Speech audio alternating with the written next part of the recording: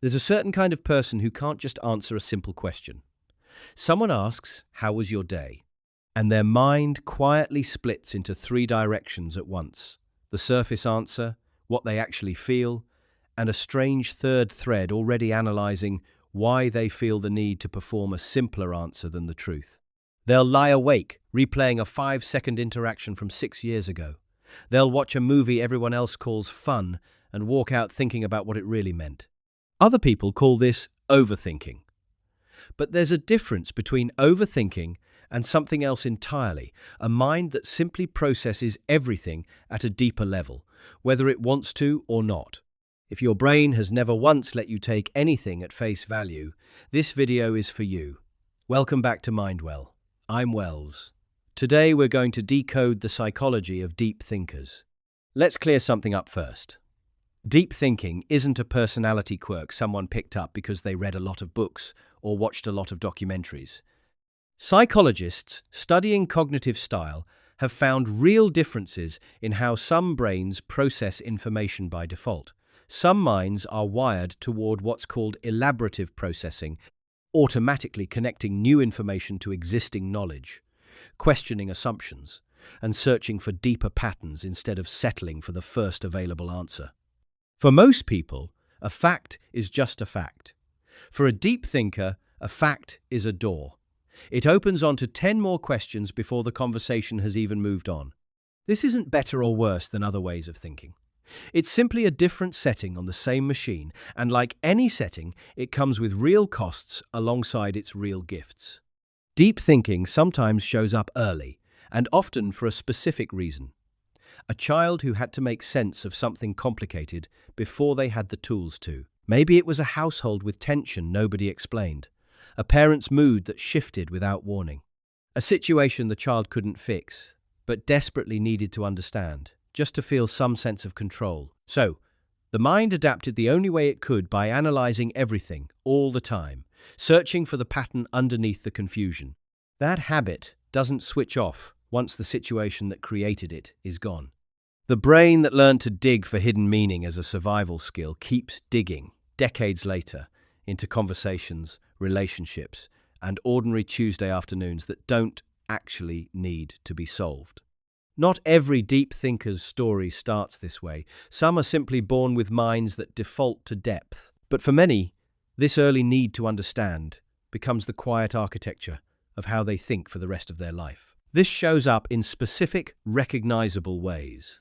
You have a conversation that seems completely normal to everyone else, and you're still turning it over in your head hours later, not because anything was wrong, but because your mind automatically catalogues tone, word choice, and unspoken subtext the way other people catalogue nothing at all. You watch something simple, a commercial, a throwaway scene in a show, and find yourself extracting meaning nobody asked you to extract.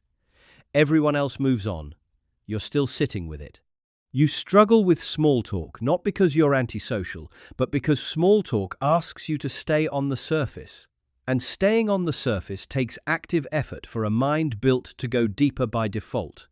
Here's what rarely gets said about this trait. It's exhausting. A mind that processes everything at depth doesn't get an off switch for the mundane. Deciding what to eat, replying to a text, making small talk at a party, all of it gets run through the same deep processing machinery built for genuinely complex problems. That's a lot of mental horsepower spent on things that were never supposed to need it. This is part of why deep thinkers often feel disproportionately tired after ordinary social situations. It's not that the day was objectively hard, it's that their brain never stopped working, even during the parts that were supposed to be easy. There's also a quieter cost: loneliness. Not the loneliness of being alone, but the loneliness of thinking at a different depth than the people around you, and slowly learning to keep most of it to yourself, because saying, "actually, that comment made me think about," after a 5-second exchange tends to make people uncomfortable. It would be incomplete to talk about this only as a burden, because it isn't just that. Deep thinkers are often the first to notice a problem before it fully forms. The ones who see 3 steps ahead in a conversation others are still having in the present tense. They tend to build unusually strong empathy, because understanding people deeply is simply what their mind already does by default. And when this capacity gets pointed at something they care about, writing, research, art, solving a real problem, it produces work with a level of depth that a faster, shallower process simply can't reach. The same mechanism that makes small talk exhausting is the one that makes them extraordinary at the things that actually require depth. You can't turn a deep-thinking mind into a shallow one, and trying to would waste the best part of how you're wired. But there are ways to make peace with it. First, give your mind permission to rest from depth, not eliminate it. You don't need to analyze everything all the time. When you catch yourself over-processing something genuinely low stakes what to order, a stranger's passing comment, consciously tell yourself, this doesn't need the deep thinking machinery. Save it for what matters. Second, find people who can meet you there.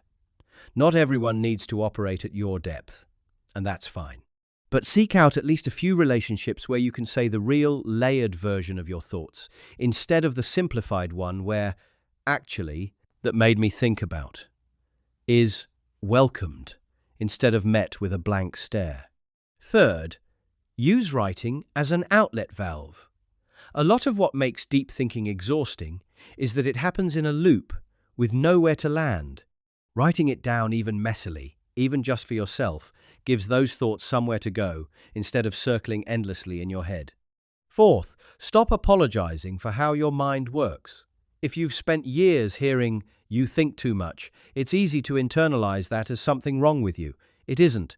It's a different processing style, not a malfunction, and the world genuinely needs people willing to look past the surface of things.